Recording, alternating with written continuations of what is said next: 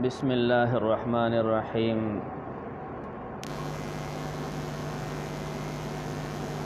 فصل علماؤنا رحمهم الله تعالى يعتبرون الجهاد.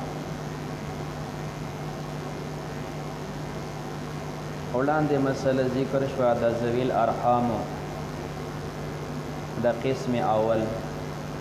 د هغې تتمه کې دا فصل ذکر کوي. نو څوک دې له عنوان ورکوي د فصل او څوک دې له عنوان ورکوي د تذنیب. دا د مخکې بحث تتمه ده، د هغې دپاره لکۍ ده. زموږ علما حضرات فرمایي یعتبرون الجهاد فی التوریث، په وراثت کې جهاد معتبر وي. دا وارث چې کوم دی نو جهاد یې څه شی دی؟ د پلار د طرف نه دی، د مور د طرف نه دی. مثال په طور ستا کړوسی کودی پاتې شوې ده، نو آیا صرف دا د لور د لور د لور د هغې لور ده او که نه څنګه چې دا د لور د لور لور وه، نو دقه رنګې ستا د بل د زوی د لور لور هغې سره رشته شوې ده، نو بل طرف نه هم د هغه ستا په رشته کې یو ځای کېږي. نو آیا دا بیل بیل جهتونه معتبر دي؟ نو دی فرمایي آو. لاندې کړوسې دي، نو یوه کړوسې داسې ده چې هغه تا سره په یو لین راغلې ده، ستا د لور د لور د لور لور ده. او بله کړوسې داسې ده چې تا سره په دوه لینه باندې یو ځای کېږي. خو یو طرف ته د لور د لور لور ده او بل طرف ته د مثال په طور د زوی د لور د زوی د زوی د لور لور ده، داسې یو ځای شوی ده. نو دغه جهتونه پکې معتبر دي. دی فرمایي آو. نو زموږ علما دا جهاد معتبر وي په توریث کې، خو لیکن دومره ده چې غیر ان ابو یوسف رحمه الله تعالی یعتبر الجهاد فی ابدان الفروع. ابو یوسف صاحب دغه جهاد معتبر وي خو په ابدانو د فروع کې وي، ابدانو د فروع کې وي. او محمد صاحب چې کله یعتبر الجهاد فی الاصول، دا جهاد په اصولو کې وي چې کوم ځای کې اختلاف راځي هغه ځای ته دا جهاد راوچتوي. کما اذا ترک، مثال د مسلې داسې دی، یو سړي چې کوم د پرېښوده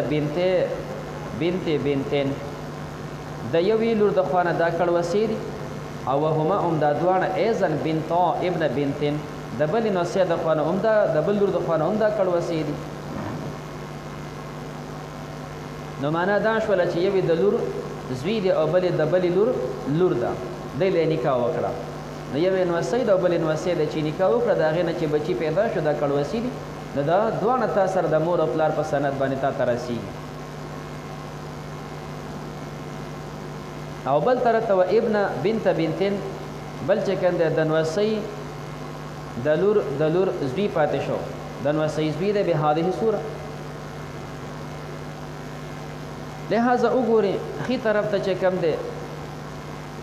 دا میتو د هغې لاندې بنته وه، د بنتې لاندې د هغه دوه لوریانې دي، او دغه بنتې دا دوه جینکې چې کوم دی پلار یې هم ستا نوسی دی، نو مور یې هم ستا نوسی وه او پلار یې هم ستا نوسی و. په دې دواړه جهته باندې تا ته رسېږي. او ګس طرف ته چې وګورې ابن دی، دا تا ته په یو جهت رسېږي ځکه د هغې صرف مور ستا نوسی وه. نو آیا دا دواړه جهتونه به د بنتیانو کې معتبر وي او که نه صرف یو به پکې معتبر وایي؟ نو زموږ علما پکې دا معتبر دواړه وایي. او چې دواړه معتبر کړي نو بیا پکې ابو یوسف صاحب صرف د لاندو ته ګوري. نو چې لاندې ته وګوري نو دا چې کوم دی یو طرف ته بنتیانې شوي د دې بنتې دپاره، او بل طرف ته دا بنتیانې شوي د ابن دپاره. ابو یوسف صاحب همدغه اخیره کې تقسیم وي، دا بنتیانې دي خو یو ځل به دا بنتیانې معتبر کړي د بنتې دپاره، او بیا به بنتیانې معتبر کړي د ابن دپاره. نو دوه بنتیانې هغه شو، دوه بنتیانې دا شو. نو حقیقت کې ابو یوسف صاحب دا څو وې؟ څلور بنتیانې جوړې کړې. د مور په نسب هم دوه بنتیانې مقرر کړه او د پلار په نسب هم دوه بنتیانې مقرر کړه. نو څو بنتیانې شولې؟ څلور شوې. او په ګس طرف باندې راغی ابن، د دوه بنتیانو دا برابر دی، نو شپږ بنتیانې ورته وایي او که درې بنین ورته وایي. نو مختصر چې د شپږو په ځای باندې قصه اوږده کړې نو لنډه ولې نه وایي چې درې بنین شول؟ نو مال به درې ځای کړي. نو چې مال درې ځای کړو نو یوه حصه به ترېنه چې کوم دی دې بنتیانو ته چې تا حساب کړي وي چې دا بنتین د ښي طرف د بنتي لوریانې دي او بل دویم به هم دې بنتینو ته ورکړي چې دا بنتین د ابن د بنتي دي نو دوه به دا بنتینې واخلي او یو به واخلي ابن. دا د ابو یوسف رحمه الله تقسیم دی. امام محمد رحمه الله هم دا جهتین معتبر وی دا بنتین هم د مور په نسب وي هم د پلار په نسب وي دواړه معتبر وي خو لږ یې برخیږي په دې دویم بطن کې ځکه په دویم کې اختلاف راغلی دی. نو یو چې کوم د مړي درې بناتې وي په دې کې اختلاف نه و. دویم بطن ته چې راکوشي د مړي نوسۍ دي په دې کې اختلاف دی ځکه ښي طرف ته نوسۍ ګس طرف ته نوسۍ په منځ کې ایبن این اختلاف پیدا شو. دا مال به په همدغه ځای تقسیمې او مال چې په دې ځای تقسیمې نو دا لاندې نه به ورته عدد وخیږي او سره به جهت هم معتبر کې. نو ښي طرف ته بنتا دا به مقرر کې بنتین ښي طرف ته بنتا به څنګه شي بنتین او په دې منځ کې ابن به څنګه شي دا به ابنین شي او په ګس طرف باندې جینې بنتون لاندې زوی دی بس ماغه بنته ده نو ځکه وصف خو نه خیږي عدد خیږي خجي. نو دې دویم بطن ته چې وګورو نو دلته په ښي طرف باندې بنتین شول په ګس طرف باندې ابنې شول منځ کې ابنین شول او په ګس طرف باندې بنته شوه. رؤوس اعتباریه څونه جوړ شول ښي طرف باندې بنتین په ګس طرف باندې چې کوم دی بنتا نو درې رؤوس دا شو په منځ کې ابن دی هغه ابنین شول دوه زامن رؤوس اعتباریه څلور شول څلور او درې وشول رؤوس اعتباره څونه جوړ شول وه. نو محمد رحمه الله فرمایي په دغه ځای به تقسیم وکړي مال به اوه ځای کې په اوو کې به چې کوم دی ته څلور ورکړې دې منځ کې ابن ته او دوه به ورکړې چې کوم دی بنتې ته ښي طرفه ځکه هغه بنتې نه وي او یو به ورکړې ګس طرف بنتې ته. دا دې تقسیم وکړو. د دې نه پس به ذکور یو طرف ته کې یوه ډله کې او اناس به بله ډله کې نو منځ کې الګ دی دا ځان له شو او ښي طرف جینې او د ګس طرف چې کوم دی جینې دا دواړه یو کړه. نو چې دواړه دې یو کړه د ښي طرف هغې سره دوه حصې وې د ګس طرف هغې سره یوه حصه وه. نو د دې دوو جینکو سره درې رال. اوس به دا ښکته راکوز کې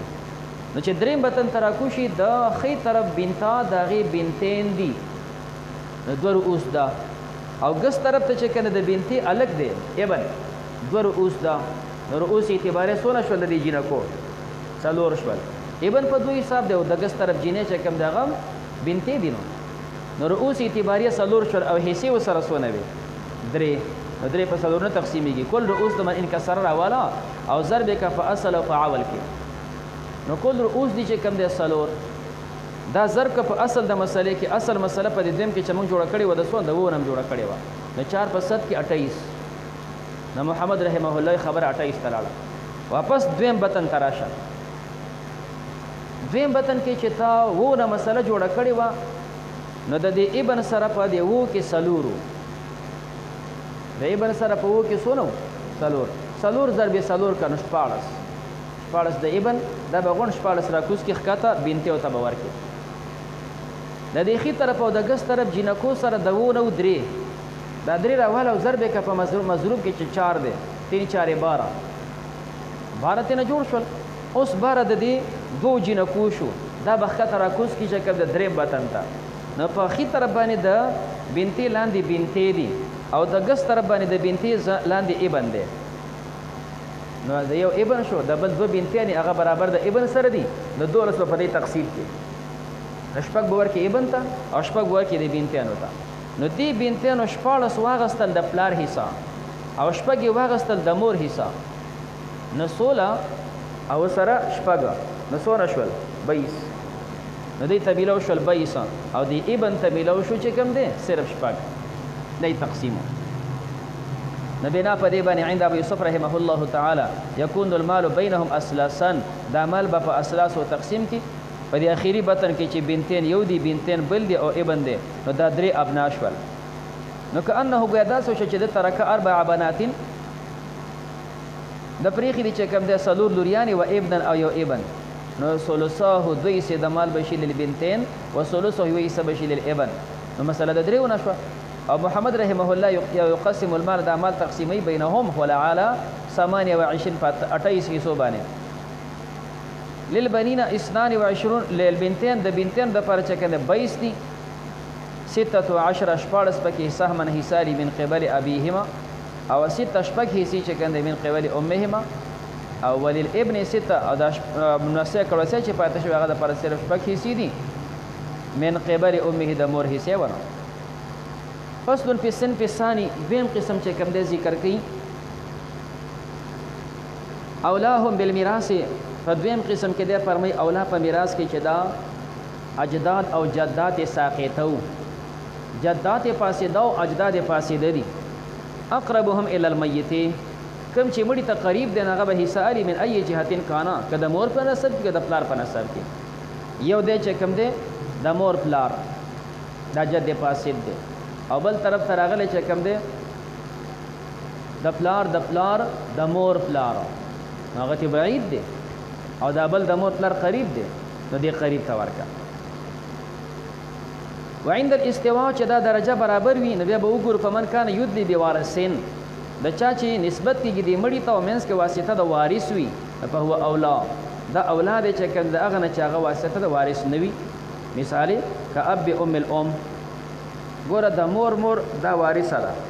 د مور جدی صحیحه ده د مور دا چې کوم دی جدی صحیحه ده وارثه ده او د هغې چې رالی پلار نو اب ام الام رالی نو دا ادلا یې وشوله په وارث باندې د اب ام دا وارثه و نیا وکنه نو ام الام دا وارثه و سدس ولا کېدو اب ام الام دا اب جد فاسد دی خو ادلا یې شوی د په وارث باندې چې ام الام ده نو دا اب اولاد د چا نه من اب الام د مور د پلار نه ځکه د مور پلار دا جد فاسد دی اوس د هغې پلار هغه فاسد دی د هغه پلار یې د دې پلار په وساطت باندې تا ته ادلا کېږي نو د ادلا وشوله په وارث نه ده شوې نو اب ام الام اولا شو د اب الام نه. عند ابي سهيل الفريزي دا مسلک د ابو سهيل فريزي دی او ابي الفضل خصاف وعلي ابن عيسى البصري د دې حضرات قول دی. اولا تبذيل له عند ابي سليمان الجرجاني ابي سليمان الجرجاني وی چې دا تبذيل با په وارث سره ورکول ته ضرورت نشته بس کم قریب هغه اولاد دی که قریب کې نه برابرۍ په قرب کې نو که ادلای په وارث ته او که په غیر وارث ته یو شان دي. دا د جرجانی خیال دی او د ابو علی البستی خیال دی. دو صورت شو دریم و ان استوت منازلهم او کده دی پلار او نیکه ور نیکه چې کوم مثال ذوی الارحامو کې دي د دوی منازل برابر وي اولیس فیهم من یدلا بوارثین تا ته چې کوم دی ار یو په ادلا کې برابر دي دو مثال پر تور دوانه په دوه واسطو باندې یا دا غون چې کده په درې واسطو باندې تاسو سره نسب ملاویږي او د دې سره لیس فیهم من یدلا بوارثین ادلا په وارث سره پکې دا نوي دوا قید دریم او کان كلهم یا دا غون داسې وي چې یدلون بوارثین د غونډو ادلا په وارث سره کېږي او اتفقت صفته او متفق په دې کې صفت د هغه چا یدلون بهم چې دغه په واسطه باندې ادلا د کسته کېږي هغه صفت متفق هم وي او وتحد قرابتهم قرابت متحد ده نو بیا په القسمة حينئذ على ابدانهم په دې صورت کې به تقسیم په دغه ابدانو باندې کېږي چې کوم اجداد او جدات فاسده دي. البته و ان اختلافت او که اختلاف و چې کوم د صفت من یدلون بهم کم باندې چې دوی ادلا کې هغه صفت کې اختلافي نو مثال په تور آل تور نکده او دی بل تور نکده خو لاندې چې کوم دی پکې د یو ادلا کېږي په نیکونو باندې او د بل ادلا کېږي په نیاګانو باندې نو چې کوم ځای کې د نیا او د نیکه د اختلاف دی په دقه ځای به تقسیمې قسم اول کې چې څنګه د هلک او د جینۍ اختلاف راته تا تقسیمو نو دلته چې کوم د یو د مور پلار دی او بل د پلار د مور پلار دی داسې انداز باندې نو اوس به دا به تقسیم کې په دې ښځې او په دې سړي کې بیا به د ښځې حصه خپله بره بوځي او د سړي حصه به په خپله بره بوځي. فإن اختلف صفة من يدلون بهم يقسم المال على أول بطن تقسیم د مال کولی شي په اول هغه بطن کې اختلف چې په کم کې اختلاف راغلی او کما په صنف الاول او ان اختلفت قرابتهم دا خو هغه صورت چې قرابت متحد وو. قرابت متحد دی، مثال غونډ د پلار په نسب دی، غونډ د مور په نسب دی، اتفقت قرابتهم او کنه په دې کې اختلاف پیدا شو. و ان اختلافت قرابتهم او که اختلاف په دې قرابت کې څه د پلار په نسب او څه د مور، نو بیا به دا چې کوم ځای کې اختلاف راغی هغه ځای کې به تقسیم کی. پس ثلثان 2 حصې مال به ورکړي قرابت الاب. عامره چې کوم دی د پلار وي او کدا د پلار د مور د پلار دسی وي او چې د پلار په نسب کې نه اته به ثلثین ورکړي لقرابت الاب وهو نصيب الاب. او الثلث درې مې صبر کې لقرابت الام وهو نصيب الام، دا حصہ د مور ده. ثم ما اصاب به چې ورسیږي لكل فريق، هر فریق ته چې ورسیږي نو یقسم بینهم، د پلار هغه حصہ به چې برن یکونو تزیع به الته تقسیمه. د مور په نسب کې چې حصہ واغستل شو هغه به د مور په نسب کې برزي هغه ته به تقسیمه. هغه به څنګه تقسیمو؟ نو کل فریق یقسم بینهم کما لو اتحد قرابتهم، چې څنګه قرابت متحد او تا تقسیم کو پالک او بجینه دارنګ دلته هم تقسیم وکړي. پس نو په صنف ثالث دریم قسم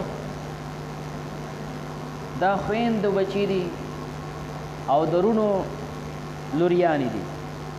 نو الحكم فيهم حکم پدې کې کل حکم په صنف الاول، څنګه چې د صنف اول کې قصاص د کړي و په دوی کې ما غشانې چلولې شي. اعني اولاهم بالميراث اقربهم الى الميت، کم چې مړي ته قریب وي. مثال دا چې د خور لور دا د خور لور او بل طرف ته چې کم دی د ورېریز وی دی،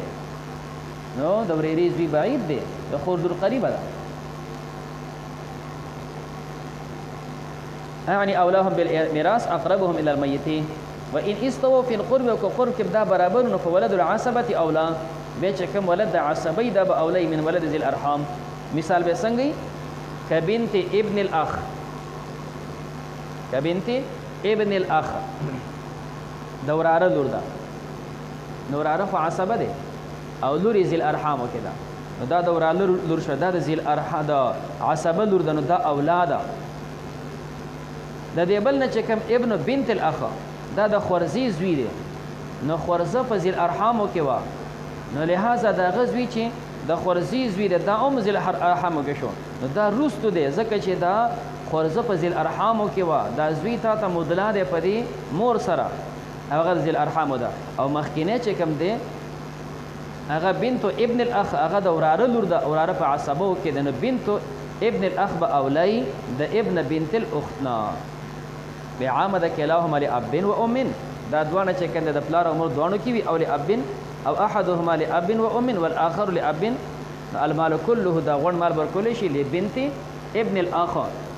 ځکه چې دا بنت د ابن الاخ دا لور د عصبه، ابن الاخ عصبه دا غلور شو لانه ولد العصبه. ولو كان لام او کدا دوانه صرف اخیافي وي، دا دوانه چې کوم د صرف اخیاتی وي، نو بیا نو المال بینهما للذکر مثل حظ الانثیین. وګوره مسله دا ده کوم چې اخیاتی رونه دي او خویندې دي، نو تا مخکې به چې یوي هغه د پاره سدس وي، او چې دوه نه زیات راشي هغې د پاره کېږي ثلث. بیا دغه اخیاتی خویندې رونه دا ثلث په خپل منځ کې علی سویه تقسیموي، خو په دې کې د مذکر او مؤنث منځ کې فرق نه وي. دا د اخیاتی مسله وه. اوس د اخیاتی خویندرونو بچی راشي، نو چې بچی رال هلته به هم تقسیم داسې علی سویه کو، او که نه هلته به لذکر مثل حظ الانثیین وایو. نو دلته د احنافو دواړه قوله دي. نو دې قول چې کوم د ابو یوسف رحمه الله دی هغه دا فرمایي که دا اولاد د اخیافي وي نو للذکر مثل حظ الانثیین، دلته به برابر تقسیم نه وایي، بلکې دا به للذکر مثل حظ الانثیین په شان تقسیمې عند ابي یوسف رحمه الله تعالی باعتبار الابدان. وجه دا ذکر کوي کوم چې اخیافي وو رونه خویندې وو، پکار دا وه چې هلته هم للذکر مثل حظ الانثیین وی، خو په هغې کې مونږ دا خبره ځکه نه کوله چې هلته تساوي ثابت وه نصن، فهم شرکاء فی الثلث، د اخیافي رونو خویندو تساوي دا ثابت وه نصن، نو ځکه مونږ هلته تفضیل خبر نه کوله. اوس د دې اخیافي رونه خپل نه د دې بچي راله، نو چې بچي راله دلته خو نس د شرکت نشته، نو چې نشته دا واړه اصل قانون ته، اصل قانون خو دا دی چې لذکر مثل حظ الانثیین وي، نو ځکه په اولاد د اخیافیو کې چې تقسیم کې نو للذکر مثل حظ الانثیین به تقسیمې دا د ابو یوسف رحمه الله قول دی. امام محمد رحمه الله دلته للذکر مثل حظ الانثیین نه وایي، د اصول ته وګوره، اصول د اخیافیو چې څومره دي په هم شرکا او په ثلث، څنګه چې اخیافیو کې د مذکر مؤنث کې فرق نه و، د دې اخیافیو بچو کې به هم چې کنده مذکر او مؤنث کې فرق نه وي، محمد رحمه الله فرق نه کوي به اعتبار الابدان. عند محمد رحمه الله المال بینهما، مال به دوی په منځ کې وي انصافا به اعتبار الاصول بهذه الصوره. یو چې کنده بنت د ابن الاخ ده لأمن او بل ابن ده د بنتي د اخت الام د پاره. امام ابو یوسف رحمه الله د دریم بطن تکوز شي په دې کې یو بنت ده او بل ابن ده، درې رؤوس دي په همدغې باندې تقسیم وکړه. اوس په دې درې رؤوس دي به تقسیم کو، دا خو اخیافي دي، نو دلته به شرکت سره خبره کو. نو تا ته وی چې په اخیافیو پرونو خویندو کې شرکت وي، خو اولاد کې ابو یوسف صاحب نه وي او دا خو د مړي کړوسې دي، لہذا دلته به مال چې کم دی تقسیم ویلی ذکر نو مال به درې ځای کې، یوه حصه دپاره د بنتې او دوه حصې دپاره د ابن، د ذکر مثل حظ الانثیین په شان ته. او امام محمد رحمه الله دلته تسویه برابر وی، نو چې برابر وی لہذا په دویم بطن کې اختلاف پیدا شو ابن او بنته، هلته به تقسیمو کې مال به دوه ځای کې، څنګه چې پلار او د دې بل چې کوم د مور و الاخ لامن او اخت لامن هغوی تقسیم علی السویه و، نو بچو کې به تقسیم علی السویه وي، لاندې کړوسو کې به تقسیم علی السویه وي، نو مال به نیم کې نیم د ابن او بنتې به دغه شان لاندې راکوز. نو محمد رحمه الله سوي انصافا دا به نیم کې به اعتبار اصول به هذه صوره. وان استووا في القرب او کچر دا ذل ارحام په قرب کې دا برابر وليس فيهم ولد عصبه او ولد عصبه سرني او كان كلهم اولاد العصبات یا دا غند عصبات اولاد وي او كان بعضهم اولاد العصبات وبعضهم اولاد اصحاب الفرائض یا بعضی چې کوم دي اولاد د عصبات او بعضی د اصحاب فرائض وي، نو دا غند مسائل چې کله برابر شول پکې نو په ابو یوسف رحمه الله چې کوم دی یعتبر الاقوا به دې معتبر اقواوي، اقوا عیانی دي، دی ورپسې علاتی دي، اخیافي خو کمزوري دي. ابو یوسف رحمه الله معتبر اقواوي دا مال ورکولی شي. ومحمد رحمه الله تعالی یقسم المال،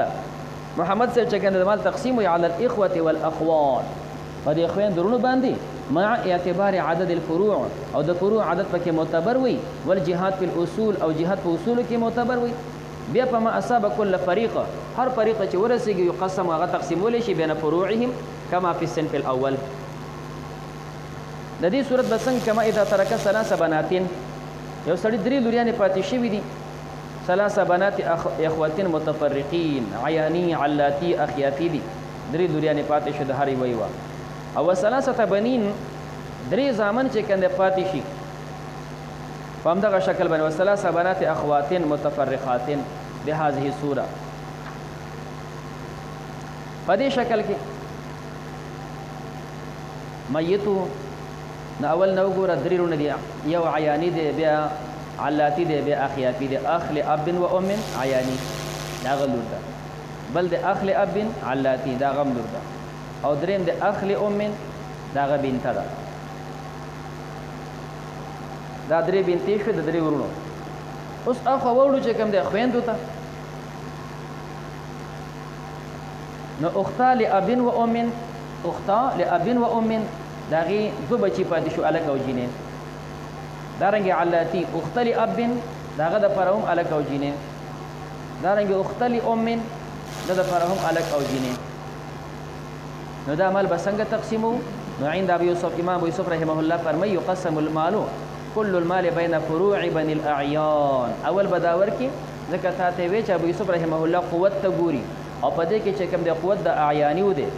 نو دا غون مال بور کې اعیانی وته، نو په اعیانی کې د اعیانی رور لور ده او بل خواته د اعیانی خور یو زوی دی او یوې لور ده، نو ګویا دوه جینکې شوي او یو الګ شو، رؤوس اعتباریه څلور شول، دوی له به ورکړي، نو مال به څلور ځای کې نو او چې دوی نه بیا علاتی له ورکا علاتی د قصیده د الک یو لور ده او د علاتی د خور هغه چې کوم د الک او جینې دي نو رؤوس اعتباریه بیا څلور شول همدارنګه اخیاتی کې نو عند ابي يوسف رحمه الله تعالی يقسم كل المال بين فروع بني الاعيان دا به صرف عیانی تور کې څلور ځای به او ثم بين فروع بني العلات بعلاتی تور کې او ثم بیا فروع بین الاخیاب دریم نمبر بیا اخیابی تقسیم کا 4 نه برابرۍ کې پونډه کې ځکه چې 3 جنکې دی والک 2 جنکې دی والک دی لذکر مثل حظ الانثيين اربعا باعتبار الابدان او عند محمد رحمه الله تعالی امام محمد رحمه الله دی قوت له اعتبار نه ورکړي او چې عیانی عمر غلی علاتی عمر غلی اخیابی نو اخیابی ولتن الثلث ورکا د مال بدرېزه کې یو به اخیابی وت ورکړي او دو ځای پاتې شي عیانی وته نو عند محمد رحمه الله تعالی يقسم ثلث المال بين فروع بني الاخيار مال بدري ځای کې درې حسابت دا اخیاتی وته ورکړي على السويه تا اوس وی چې امام ابو حمد رحمه الله څنګه چې په اخیاتی او په اصول کې فرق نه نه دی فرمای په فروع کې فرق نشته برابر به تقسیم د مذکر او مؤنث مې کې فرق نه کوي اسلاسا ذکر استواء اصولهم في القسمه اصول برابر دي په تقسیم کې والباقي دا باقي چې کنده بین فروع بین الاعیان دا دو بور کې عیانی او ته انصافا باغی بینم کې اعتبار عدد الفروع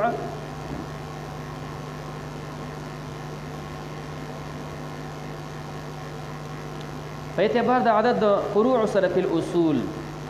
نسبه لبنت الاخ نسبه بنت الاخ تور کې نصیب ابيها او نسبه الاخر بين بني ولد الاخت دا بچو د اختي کې لذكر مثل حظ الانثيين لاعتبار الابدان وتصح من 90 دنه هنا بمساله صحیح کیږي دنه هنا بزکه صحیح کیږي چې اوس واپس لاړ شه مثال ته وګوره عیانی موجود دي علاتی ساقط دي اخیافی چې کوم دی هغه د فارس کیږي ثلث نمال بدرې ځای کې ثلث تن یو د دار والا اخیافی او تورکا اخیافی کې د اخیافی رور لور ده او د اخیافی خور دو بچی دي الک او جینې د اخیافی خور دو بچی دي الک او جینې لہذا په دې باندې به تقسیم وکړي نو چې تقسیم دی وکړو چې کم دی دا یو بتنور کې دې درې وتا دې غونډو لورکا او دو پاتې شنو دو بته وسراوړي عیانی وتا عیانیو کې اول سر کې اخل ابنا اومن د غلور ده به جنکه چې شروع کیږي اختلی ابنا اومن دا یو زید او یو چې کم ده لور ده نه عیانیو کې د الک لور ده او د جنې چې کم ده لور او زید وانه دي نو رؤوس اعتباریه پکې سونه شول سالور رؤوس اعتباریه پکې دا چې کم ده سالور شول ابن دیو دی خو چې کم ده دو بنتې شولې نو څلور شول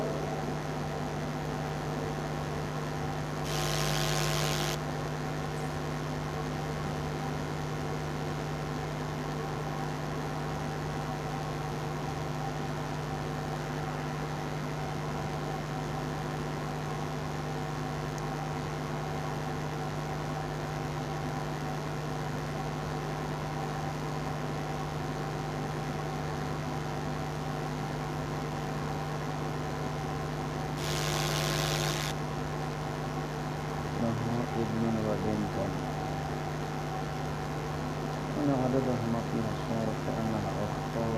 لأب وأم بين بني الأعيان لذكر مثل هذا الأنثى وأخت أخاها في القسمة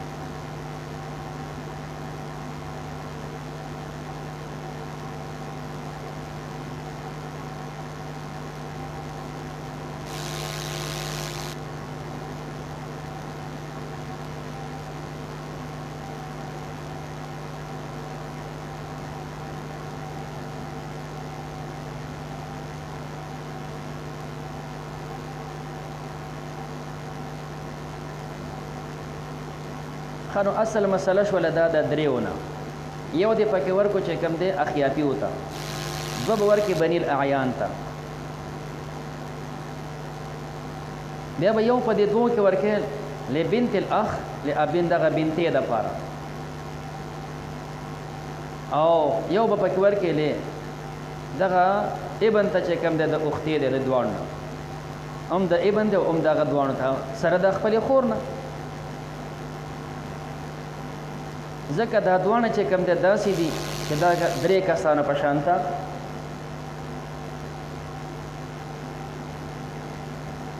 وتصح من تسعه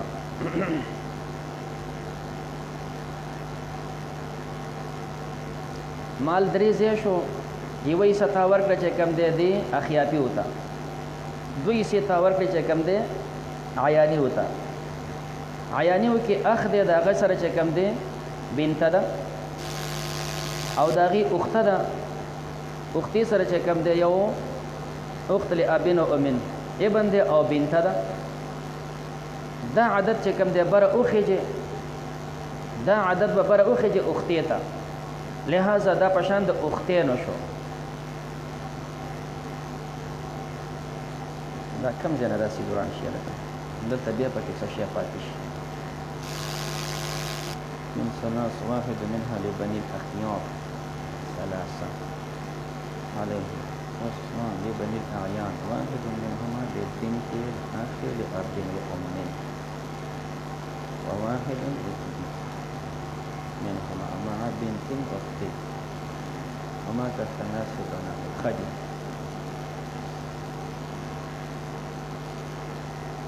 مسله دا شو لکه دا دې ځکه چې موږ دا بره وخت واپس لاړ شو کنه هغه خو اختلاف کې خبره کوي نو مسله د دریو نه شو یو دی ورکه اخیافي وته دوه دی ورکه عیانی وته اوس عیانی رور دی دا غ لور ده او عیانی خور ده دا غ یو لور او یو زوی دی دا مال به تقسیم کې په اول اختلاف کې اول اختلاف دا عیانی خور او عیانی رور دی په دې به تقسیم کې نو چې هر کله په دې تقسیمو نو عیانی رور اخو لاندې یوه جینۍ ده دا یو شو دې خوا چې کوم دی عیانی خور ده لاندې دوه بچي دي نو دا دوه عدد بره دی خور ته وخیجوه پوه شوې په خبر دغه ځای نه موږ اشیا روانه وو عیانی رور دی رور لاندې خو بنته ده که نه یو خو رور شو او عیانی خور لاندې دوه بچي دي یوې لور ده یوې زوی دی دا عدد بره دی خور ته وخیجوه نو چې بره د خور ته وخیجو چې کم دی نو دا خور ګویا دوه خویندې شولې نو یو ورور دی او دوه خویندې شوې نو په دریو کې دا دوه پاتې شي هغه به یو راوالې د ورور ته بیا ورکړي هغه به یې لاندې خپل لور ته کوز کړي او دا یو به د خور ته ورکړي هغه به یې لاندې د خپلو دوو بچو ته کوز کړي ښه چې دې د خور دوو بچو ته یو راکوز شو نو چې راکوز شو د دې خور بچي یو الګ دی او یوه جینۍ ده رؤوس اعتباریه درې دي او حصې څونه به د یوه چې کوم دی په دریو نه تقسیمېږي دا رؤوس موقوف کا اوس لاړ شه اخوا چې کوم دی اخیافي ولو هم تا ورکړی یو او د محمد رحمه الله په خیال باندې اخیافي په بچو کې هم تقسیم علی السویه وي لکه څنګه چې په اصولو کې تقسیم علی السویه وي نو لاندې چې وګورو اخیافي رور دی یوې لور ده اخیافي خور ده یوې زوی دی یوې لور ده هلته خو د زوی او د لور خو فرق نه نو درې رؤوس دي اخیافیو کې درې رؤوس دي او یوې حصه وه او دلته چې کوم دی د عیاني خور یوه حصه وه او درې رؤوس دي دې درې رؤوس او درې رؤوسو کې منځ کې تساوي ده نو دا یو تر راواله چې درې دي دا به ضرب کې په اصل مسله کې چې درې نو درې په دریو کې نهه دا مسله نهو ته لاړه هر کله چې نهو ته شوه اوس د اخیافیو په لاس کې وي یو دا ضرب که په مضروب کې چې درې دي یو په دریو کې درې دا به راواخلې اخیافیو ته به ورکې اخیافي رور لور وه یو به هغه والي د اخیافي خور یوې زوی دی او یوې لور ده یو به تې زوی ته ورکې یو به تې لور ته ورکې ځکه دې کې ابو یوسف محمد رحمه الله فرق نه وي بیا راشه عیاني وته عیاني و کې چې کوم دی د عیاني رور سره و یو ضربې که په دریو کې یو په دریو کې درې دا د عیاني رور شو هغه به راکوز کې خپلې لور ته او عیانی خور سره اوم دی یو په دریو کې درې دا د عیانی خور هغه به راکوز کې خپل لور او زوی ته نو په لور او زوی به تقسیم کې دوه به د زوی شي او یو به د لور شي نو موږ د عدد بره نه خېجو دغې نه لږه مسله روانه شي یعنې لږ شیانې زیات چې روانه شي بیا تقسیم نه جوړېږي وعند محمد یقسم دا تقسیم کې د ثلث د مال بین فروع بني الاعیان بین الاخیاب اخیاب باندې تقسیمي خو علی السویه. امام ابو یوسف رحمه الله په فروع کې تقسیم لذکر مثل حظ الانثیین وی محمد رحمه الله د سینوي بلکې هغه علی السویه په شان د اصول اساسا لاستواء اصولهم في القسم والباقي بين فروع بني الاعيان هغه کې تقسیمي خو انصافا لاعتبار عدد الفروع عدد الفروع دا معتبر في الاصول نصفه لبنت الاخ نمركي بنت الاخ نصيب ابيها والنصف الاخر بل بين ولدي الاختي دا پابند دا غدو بچو د اختی کې د لذکر مثل حظ الانثیین به اعتبار الابدان وتصح دا مسله سیکیږي من 9 ولو ترک 3 بنات بل مثال ذکر کوي سړی پری خو د 3 لوریانې بني اخوه متفرقین 3 جنکې دي دا د 3 وانو چې کم دي ورونو متفرق اولاد دي بهذه الصوره نیوستا اخ د ابن او من عیانی مینس کې د اخ علاتی اخیره کې د اخ اخیافی او د دې هر یو زوی دی بیا د هر یو چې کوم د لور شوی ده نو 3 لوریا د فاتش ولی د 3 اوریرونو په دې باندې به تقسیم څنګه وایي